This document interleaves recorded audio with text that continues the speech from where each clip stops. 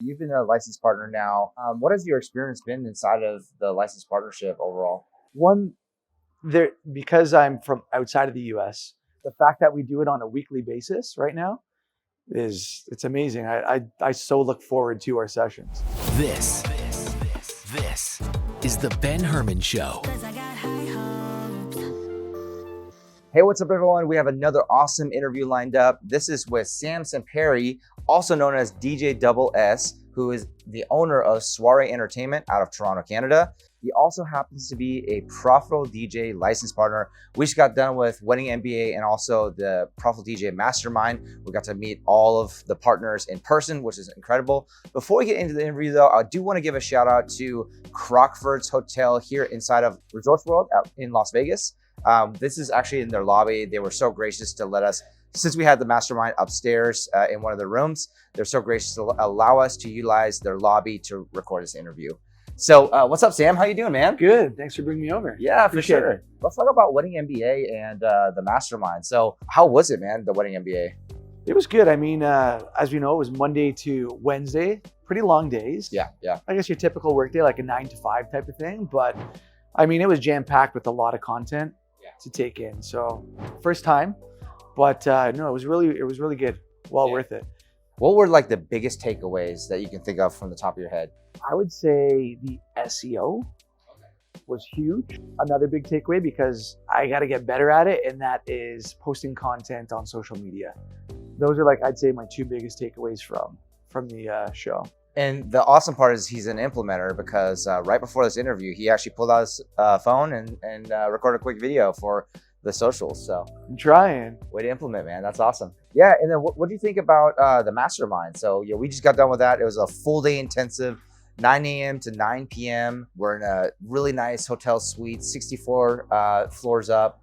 And then we ended the night at Top Golf with a little social hour as well. What are your thoughts about that? You know what? It was really cool.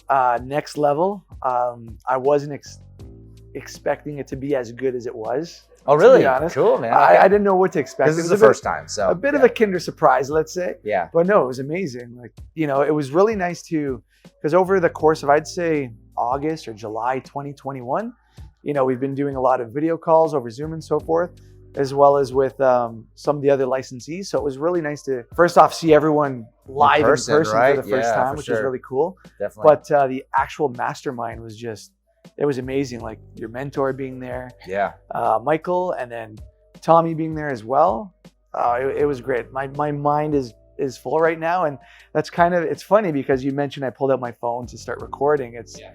You know, everything that we took in, you know, I'm already trying to take action now, even before flying home later on today. Yeah. So. That's one of the reasons why you're such an awesome license partner, is because you implement on the advice that's given, you know? What were some of the biggest takeaways from the mastermind specifically? I would have to say probably focusing on longer term goals, because I've had a bit of tunnel vision in the sense of just focusing on a year from now versus... Which is better than most, by the way. Some people don't even know what they're eating for breakfast. Just taking it day by day, right? So I felt that looking down like a 3-year type of plan and then working it backwards. That's how Michael was explaining it. And then getting the finer details in there, working it backwards to, you know, present day. And then from there, working forward to hitting those goals every day, weekly, and then quarterly to yearly. And even 3 years, right? So it's like, so that's very eye-opening, I'd have to say.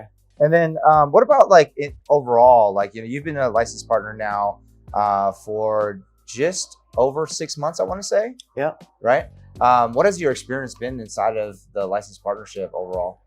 Oh man, it's been so good. Yeah. Because I'm from outside of the US, some of the other DJs that are from the US, it's really cool to hear what other DJ companies or DJs are doing in other markets. So that's something really cool. And then you can bounce off ideas, not just getting some amazing ideas from you, but also the other licensees. The group, right? Yeah. Which I didn't think of that becoming a licensee. So that's really good. And then the fact that we do it on a weekly basis right now it's amazing. I so look forward to our sessions with yourself and everyone else, because you know, if there's a question that's been burning, you know, I'll write down questions that I have throughout the week. And then when we do our coaching calls, and that's when we can kind of put them out, get some input from yourself, or, you know, what direction we should go, and then see what the others think. So it's a little bit of iron sharpens iron effect inside the group, because, you know, with your peers. And that's the beautiful part about the licensed partnership, is that you have exclusivity of a 100-mile radius in your market, right? So there's no competition inside of, I mean, there's healthy competition, right? Which is always nice. I had actually talked to Greg about that the other day, that there's a little bit of you know, like if someone's ahead of another person, it motivates the rest of the group, right? So it's a healthy competition, which is great. But there's so much collaboration, because there's no fear of someone, like, you know, you're not giving your biggest secrets away to a competitor in your market, right? It's more, I guess there's more freedom in this partnership, True. which is great. Yeah. Well, I'm curious to find out, what inspired you to start Soirée Entertainment in the first place? So I guess if we dial back to, I'd say 1999, I took a business administration course in college, and I wanted to open up a DJ company way back then. Okay. And my dad on my shoulder saying, Sam, you know what? Use DJing as like a side hustle, and then have a full-time, something else. Do something else full-time, so that you don't have all your eggs in one basket. I did a lot of things in between. Well, I was a law clerk for a few years. Okay. I got into radio broadcasting, and I worked at a radio station as a morning show producer, as well as a mix show DJ in the morning. I went to teachers college. And that was a thing that kind of, where I hit a crossroads and said, as I was completing teachers college, I was saying to myself, I still want to open up my DJ company and do that full time. I've never had the opportunity to work on Soirée Entertainment full time. So I decided to shelf teaching and focus on my DJ entertainment company full time. And the crazy part about it was that it was during the pandemic. So it was such a difficult decision, where teaching was a lot more safer, because obviously our industry was crushed. There was nothing happening. So me going into, you know, an industry where it's stagnant and it's just nothing's going on. Yeah. I've got friends and family saying, you know, are you sure about this? You know, there's nothing happening in your industry. Teaching job is, you know, very cushy. You've got your benefits, pension, etc. But I just didn't want to look back in 10, 15 years and say, what if? Right, have regrets. And if I look back, because I've been DJing since 1998, so quite a while. If I look back from then to present day, the only thing that I didn't give up was DJing. Really? It was always a side hustle. So I know that I could take it that step further and make it a full-time occupation.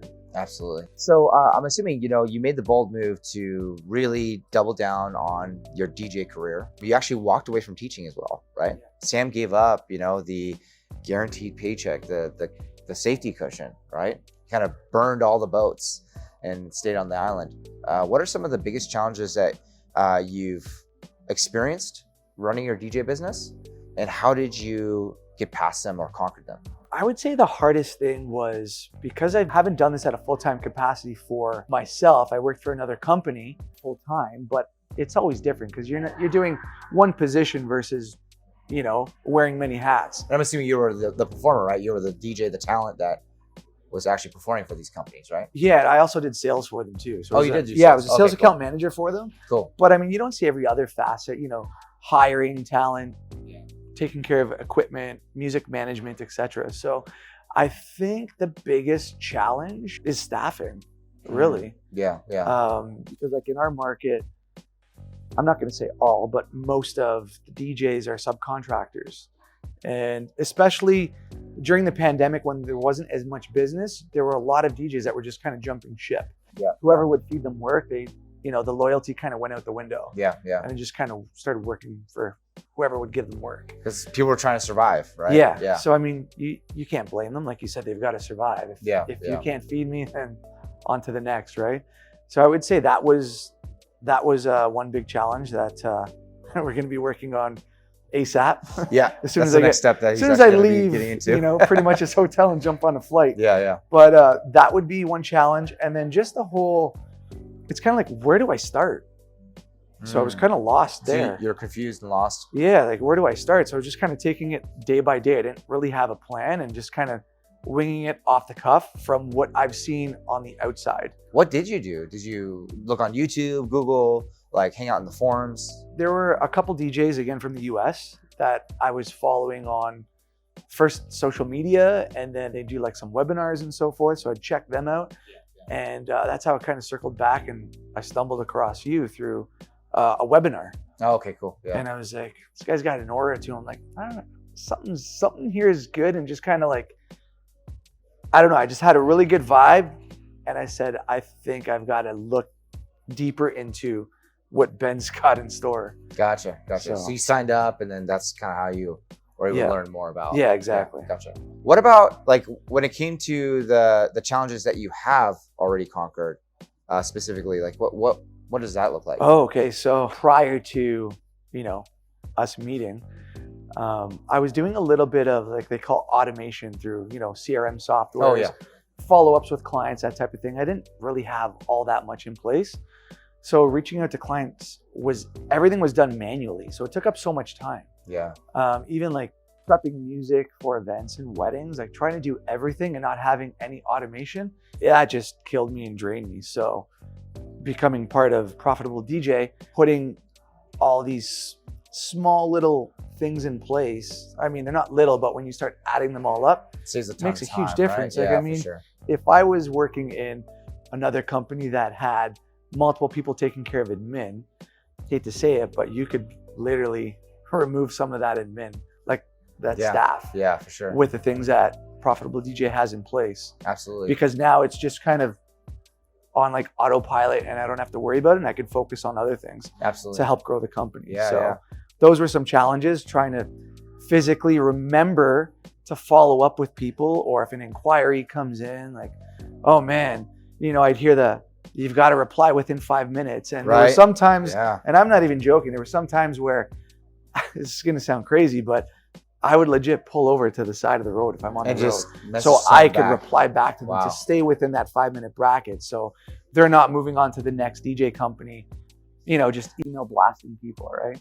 So now I don't have to worry about that. So how's your stress and anxiety been then? I'm assuming it's like a lot more relaxed now in the sense that like, that, it's taken care of. People, those people are getting a reply within 5 minutes. Oh yeah. Yeah. Guaranteed, Oh, what a difference. And it's funny because sometimes I'll look in my sent box and just see all the emails that I didn't send out, but the software sent out. Yeah. I'm like, holy, there's so many in here. And the amount of time that that's true time that you can save, which is great. Yeah. Well, I'm also curious to find out. So like you had mentioned to me that you increased your upsells by 80%. How did that happen? So prior to Profitable DJ, I didn't really do that many upsells. I don't even know if you would call it an upsell, but if like an engaged couple, let's say, would say, hey, Sam, do you have, I don't know, uplighting? And I would say, yes, give them some different options and offerings. And then they would say, okay, yeah, let's go with this. Do you call that an upsell? I don't know. I mean, they kind of approached me first-handedly. So you at least like, you took the order for the upsell. Yeah, I mean, there was the odd time that, if we were in a venue that I'm like, we could really use lighting or something, then if I remembered, then I would try to upsell it. But at that time, it was literally when I'm doing my final planning meeting, and that could be, I don't know, 2 to like a week or 2 before their wedding date. Yeah. So by that time, depending on how it was done, I was striking out. Having like the different tactics to use to upsell, I think I went up probably 80%, maybe more. Which is incredible, man. Yeah. I mean, that's a huge number. Yeah. Huge difference. I mean, and again, you've just done this for less than a year. So, I mean, imagine, even if you just stay at 80% for years, I mean, that's a whole nother set of revenue that you left on the table before. Well, the amazing part is before I was just doing events myself, kind of like a solo op. Whereas this past wedding season, I had up to 6 weddings on one Saturday. So doing upsells for not just one wedding, but multiple weddings, it's a night and day difference in the upsells. And I look at, my storage or, my small warehouse and there's like nothing left. I'm like, this is cool. It's a huge reminder to with my DJ company, it's the same thing, right? On those busy weekends, because I started stepping out of the operations actually. So I've been officially out of the operations since January 1st of this year, right? But even years prior to that, I already started to slowly remove myself, right? And there's plenty of weekends where I wasn't DJing, and I'd walk in just to kind of get some work done away from the house because I still had an office there, right? And I'd walk in, and it's just like our warehouse. And we have a big warehouse, you know, just with a ton of gear, and it's just all gone. It's just empty space, right? Which some people might be sad about that, but we're really excited. Yeah, now you're getting your money's worth on the product that you Absolutely, invested in, right? Absolutely, yeah. Yeah. I mean, you could easily add another 6 figures a year in upsells, you know, if you do it correctly, especially at your rate where you have 5 to 6 weddings booked in one day. You do that across 52 weekends. That's a lot of money for sure. That'd be pretty amazing. Yeah, definitely.